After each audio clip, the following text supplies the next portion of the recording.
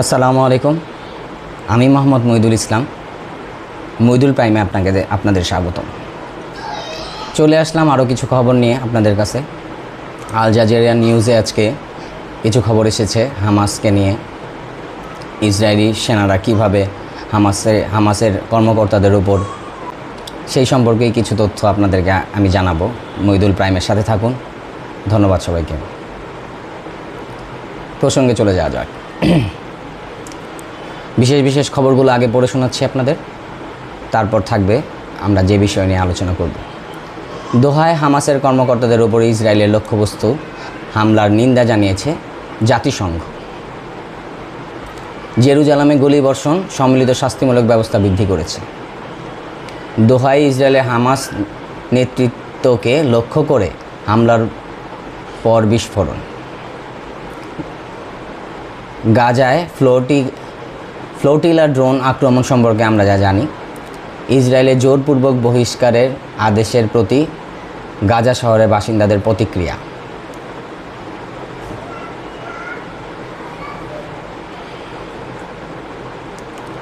ইসরায়েলের সেনাবাহিনী অকপটে স্বীকার করেছে যে এ হামলা তারা করেছে। এই নিয়ে আল জাজিরা জানিয়েছে, ইসরায়েলি সেনাবাহিনী বলেছে কাতারের রাজধানী দোহায় দেখা এবং সোনা বিস্ফোরণগুলি হামাসের নেতাদের উপর হত্যার চেষ্টার ফলাফল।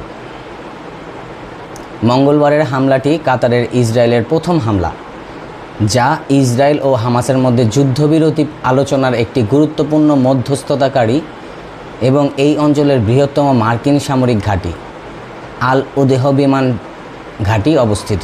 আল উদেহ বিমান ঘাঁটি যে জায়গায় অবস্থিত কাতারে, ঠিক সেইখানে ইসরায়েলি সেনাবাহিনী হামাসের কিছু নেতাদের উপর হামলা করেছে।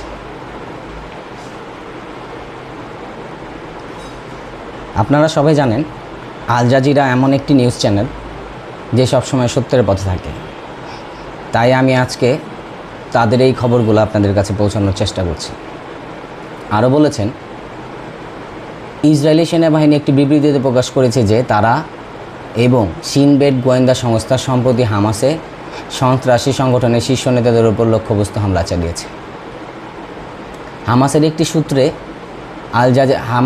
সূত্র আল জাজিরাকে জানিয়েছে যে দোহায় হামলাটি হামাসের আলোচক দলকে লক্ষ্য করে করা হয়েছিল। আমেরিকার সর্বশেষ যুদ্ধবিরতি প্রস্তাব বিবেচনা করার জন্য আলোচকরা যখন বৈঠক করছিলেন তখন এই হামলা চালানো হয়।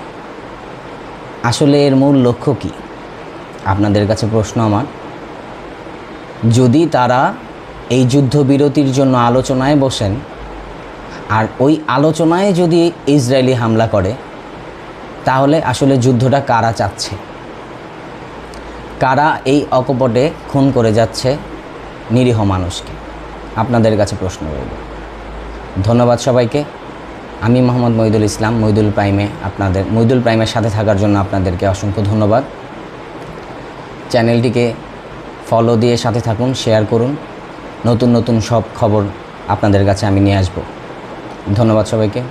আসসালামু আলাইকুম।